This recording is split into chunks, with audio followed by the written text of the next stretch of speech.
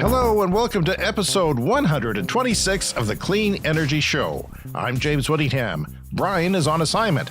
That's not to say he's drunk and passed out somewhere. It just means that he's busy right now, and we hope to have him back for a regular episode very soon because there is so much to talk about. We had a vacation. We pre-taped our last episode.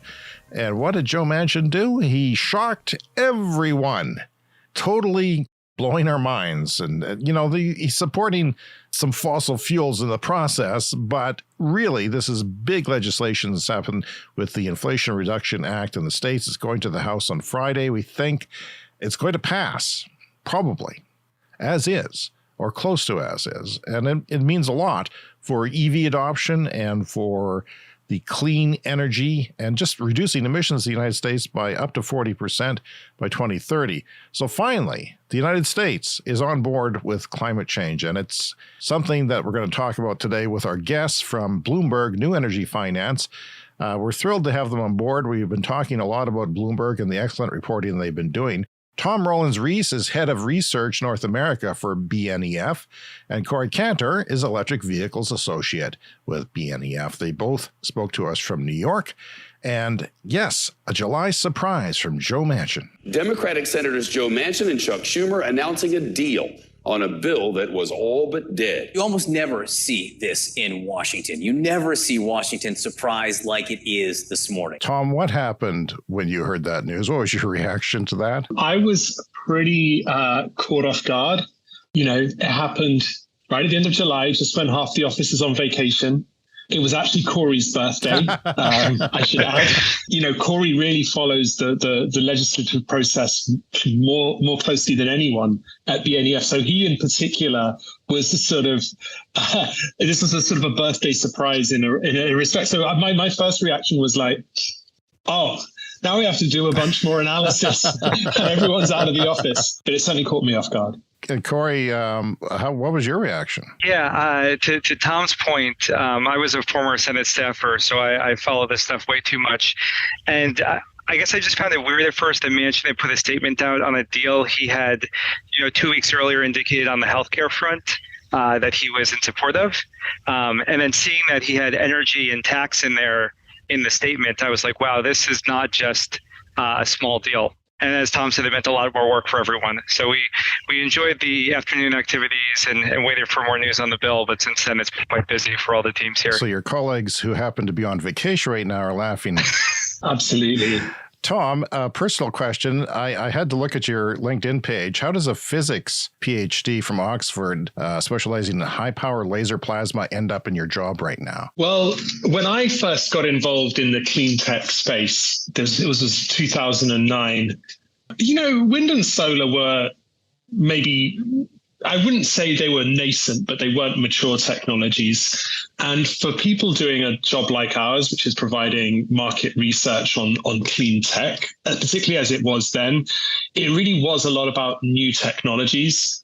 So my work with lasers and plasmas was all about developing new technologies. And, it was useful to have someone who could look critically with a scientific eye at new technologies as potential investment opportunities or things worthy of policy support. So some of my first work, I was looking at LED lighting, and I did some work on high temperature superconductors. Then I had to explain to our clients what a heat pump is and how that works. So my physics background was kind of relevant to all of that. I was just explaining what a heat pump is to my nephew who works in the HVAC industry.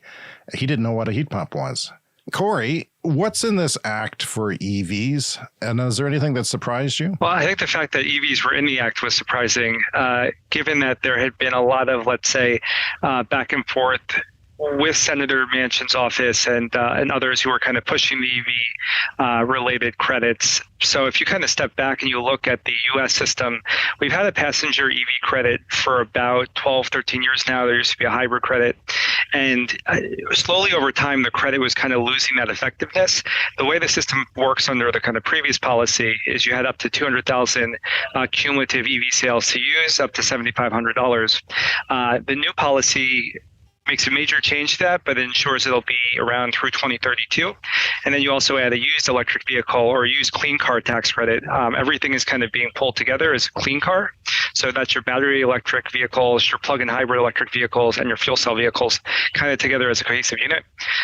So you got your new car tax credit, used car, commercial vehicle tax credit, and then finally an extension of the charging infrastructure, the alternative refueling tax credit. In addition, you've got a bunch of grants and loan programs in there too. So it's a really massive bill. And I think even when we were kind of talking with folks around, what a package might look like, given that there was so much contentiousness around the transport provisions, I think their inclusion was surprising, but there are a lot of strings attached. So it's kind of balancing the fact that you thought they might be left out of a package with the fact that like what automakers are going to have to do in order to have consumers be able to use that, especially that passenger vehicle credit, are quite stringent. It's been speculated that people were keeping this hidden because they wanted to pass the chip bill. And the Republicans said they weren't going to pass the chip bill if they're going to do anything on climate. Is there any truth to that, or is that blown out of proportion? I mean, if you're thinking about the auto industry in the U.S., semiconductor chip shortage has been a major problem. The lack of EV certainty has been a problem. And so with these two bills taken together, it's a real boost for the domestic U.S. industry. So, even seeing Ford's statement today from Jim Farley, pleased about the CHIPS Act. There's a lot of industrial policy here, which is what's interesting about these two bills. For a long time, the U.S. wasn't doing that type of work. Not that they weren't, helping the automakers, such as back during the 2009 period, but really this is a pretty major infusion of capital to aid them in kind of reorienting towards cleaner vehicles. I understood that 2 and 3 vehicle transportation was included until a few days ago. Is that true? I think earlier iterations of the bill, for example, there was an e-bike credit in the House-passed legislation that was removed from the final Senate portion. So it did become, I'd say, more restrictive in the final negotiations. That being said, these are elements that are growing quickly. The passenger vehicle space in the U.S. is one that really, I think, needed that kind of bridge the near term, let's say like mid-decades. But yeah, there were definitely compromises made along the way. The Senate passed version compared to if you looked at the House Build Back Better version that passed last fall is definitely a lot more, I'd say, consolidated in terms of not only the kind of credits lost along the way, but also the credits that remain are a lot more, let's say, difficult to access. Tom, can you speak to some of the pushback from automakers claiming that the restrictions of where the minerals come from excludes a lot of EVs and it's going to be really tough to meet their demands? Sure. I mean, this is consistent with tax credits across the entire bill for other sectors like wind and solar, that in order to get the full credit, there has to be some evidence of domestic supply chains. And actually, I would say that with the EVs, the provisions that would allow some of the minerals or the metals to be coming from America's free trade partners is perhaps more of a concession than you are seeing in some of the other areas. It creates, you could say, a problem and an opportunity. I was asked in an interview the other day, and this was not specific about EVs, but just generally these domestic requirements, do those mean higher costs for consumers? And the important thing is that this isn't shutting the door on stuff being imported from abroad. It's trying to give a competitive edge if companies do want to invest in developing domestic supply chains. So it's pretty challenging, I would say, and I would defer to Corey's opinion on this, but the US has an established auto industry.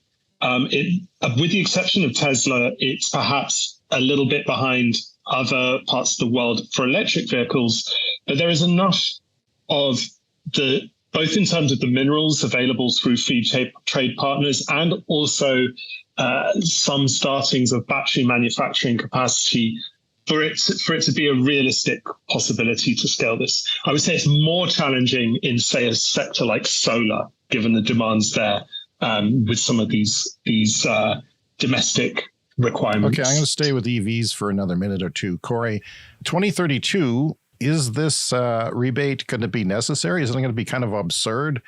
If say we meet price parity sometime later in the second half of this decade, Isn't it going to be kind of ridiculous to have $7,500 off vehicles at that point? So, James, I want to jump on Tom's point Sure. just for a quick second, and I'll answer your 2032 question, because I think for the EV sector, all the advantages Tom points out are definitely true, in that there's a domestic auto industry here. There's that kind of relationship with Canada and Mexico. And I know that Canada must be really happy with how this all turned out, because in an earlier version in the House bill, there was that union adder really focusing on the kind of made in America aspect of things. And now Canada and Mexico both get to join the kind of overall party around the bill of seeing some of the benefits from the increased battery manufacturing here. So good bill for Canada, even though they just had to essentially, lobby from the outside. As it pertains to 2032, the credit here would go for quite a bit longer than we're seeing some other countries in the kind of leading auto markets. Tom's, country of UK, they actually phased out their EV subsidy this year. Their EV share of sale was about 20%. So it makes a lot more sense for them to kind of phase out. The U.S. last year was only at about 4.7%. In the early quarters this year, it's about above 6%, and even moving even higher is what I can say. And we'll have that data published sometime soon. It's a long way of saying that, you don't necessarily need the credit to go to 2032. Price parity, we expect, will be mid to late 2025, 2026, depending on, where these battery costs go. That being said, we've had a lot of talk about price parity. Another way to think about the policy is if you want transport emissions to go beyond the kind of 2030 goal and really drive you towards a net zero scenario, then maybe you want to keep that environmental bonus for a longer period of time than just price parity. And the bill would definitely have more than enough certainty around that, moving to your 2032 period where EV sales would likely have already taken off in a big way. This is speculation I'm asking you to do here, but Canada last year had 50% more adoption of EVs, Corey, than the United States. That seems odd because we didn't have much of a rebate nationally until recently. Yeah. The cold environment, large spans of geography between places, and that sort of challenge. What's taken the United States so long? Is it cultural? I think it's been a lot of a model availability problem, right? Tom mentioned before that Tesla's really been leading the way, and that other automakers have been a bit slower to pivot. So one thing that's cool about our jobs at BNEF is we have access to all this great data, so I can see quarterly and monthly sales of EVs. I'm really looking for, which models are going to be the next ones to not just break, maybe 5,000 or 10,000 a year, but really 50,000 and so forth. The Tesla Model Y and 3 are the only EVs in the U.S. that have gone above 100,000 units in sales last year. And so you're starting to see more and more impressive EV models. The Ford Mach-E is one I point out. Even the Jeep Wrangler PHEV plug-in hybrid is doing quite well. So kind of just that shift, which wasn't really underway until really 2020 in kind of a mass volume type of way. But I think it's been the limits. If you look at California, for example, last quarter, they hit about 15% BEV share of sales.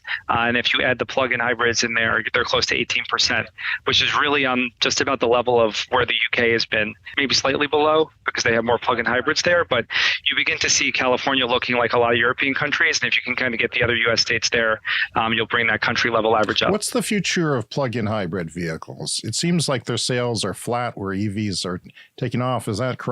In the U.S., it varies kind of between region. And in North America, it's been very much 80-20 on a quarterly basis. So 80% battery electric, 20% plug-in hybrids. In Europe, it's been more of a 50-50 split. One question coming out of this bill is, maybe we will see more plug-in hybrid electric vehicles with that kind of domestic battery manufacturing requirement, because you could really get about, 5 PHEVs maybe for one BEV battery, depending on, how much of a battery size you're talking about. It remains to be seen, though. Automakers often like BEVs more just because all the battery improvements that are going in are driving down those battery costs. And having a plug-in hybrid, you still have that gasoline engine in there. So you don't have as much of a kind of maintenance benefit as you do from going purely electric. I'm curious about the Japanese automakers, Corey, because I don't know what's up with them. I was a loyal Toyota buyer for some time, and now I find I'm going to Chevy, like the brand that I despise, that I would. Yeah. Are Japanese people going to fall? I mean, they lost me as a customer. I would love to buy a Toyota EV that was, say a Prius EV or a Corolla or something affordable.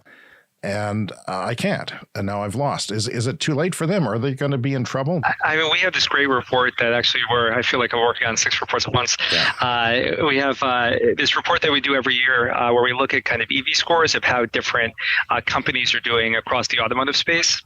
And my mom was an avid Toyota Land Cruiser driver, terrible gas mileage. So there was definitely the love of the Toyota brand there. They've, I'd say that there's been a lot of investment in Japanese automakers towards hydrogen for a long time. And we're seeing hydrogen do well in other segments of the kind of clean energy space. And, Tom could talk about it in terms of the bill. There's a lot of hydrogen related investments in the Inflation Reduction Act. But as it pertains to passenger cars, I mean, EVs have so far left the barn that besides California and South Korea as markets, fuel cell has really struggled. And so Toyota and other Japanese automakers have tried to pivot to fully electric now. The Beyond Zero 4X just came out. They've been having some recall issues. And Nissan has delayed the Aria for quite a bit. Yeah. Often when automakers are releasing that kind of first-gen BEV, it does take some time to kind of get it right. Tesla, for example, was trying to get it right back in 2014, 2015. GM with the Bolt, 2018, 2019, and now we're in 2022. I drive a 2013 Leaf. And, that's how many years now? I thought they would, the IRA would come out, with guns blazing, but apparently not. Tom, $60 billion for solar and wind turbine manufacturing. I mean, can the United States realistically bring manufacturing to this sector with this investment? Good question. I think that with wind, which has perhaps a supply chain that is a little bit more global. I mean, the global wind market is sort of basically there's two separate universes. There's China and the rest of the world, and that is the 99% or something to that extent of wind turbines built in China are made by Chinese turbine manufacturers, and then pretty much 99% of what is built elsewhere are made by international players. The components of wind turbines are big and difficult to ship around, and so manufacturing is a lot more distributed. And so there's already the seeds in the ground, or actually maybe more than seeds in the ground. There's an industry and a supply chain that includes a lot of the US that can become even more US focused with this tax credit support. I'm really curious to see what can be done on solar.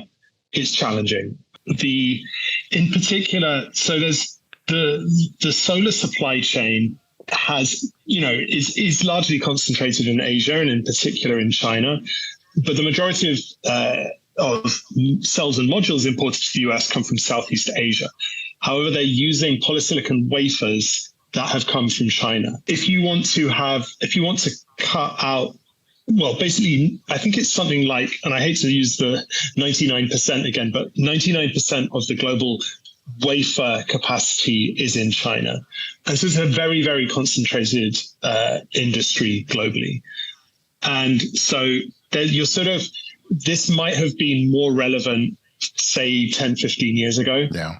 And that's not to say it'll have no impact, but it's a lot more of an uphill struggle. Is this the solar manufacturing just because China is not a friendly country and they want sort of geopolitical security of their supply? Or is it just trying to bring back American manufacturing? I think it's a little bit of both, but I would say it's more the latter, because there are already tariffs on solar modules coming in from China, and that's why actually the bulk of modules coming to the US coming from Southeast Asia, whereas other parts of the world, they're coming directly from China. And so I feel like the main tool in which China is an adversary is the tariffs. I think that these tax credits are genuinely more to do with wanting to develop American jobs. I mean, in a sense, a tariff can be very targeted at an adversarial country, whereas the sort of impetus to concentrate an industry in the country is not an effective tool if there's a specific country that you're concerned about. So I think that it is more to do with the development of U.S. jobs. Well, the time's gone by really fast, guys. Tom, I want to ask you one more question about the big picture. For someone like me and my audience who is concerned about climate change, is this meaningful? How meaningful is it? I think it's really meaningful, actually. And I don't think it's meaningful just because it reduces US emissions. As you can tell from my accent, and as Corey alluded to, I'm from the UK. I've been covering the US for a couple of years now, and so I have learned about the complicated legislative process. And I get a certain amount of sympathy for Joe Biden when he's, or any US president that's taking part in climate negotiations. The sort of the example I use to make my point, if you'll indulge me, is in almost 100 years ago, or actually sort of slightly more. We think about Woodrow Wilson and the League of Nations. Then instead of climate change, the big issue was world peace, and he had a great vision on how we could fix this. And he basically designed this project. It was his idea, the League of Nations. He won the Nobel Prize for the idea, the American president.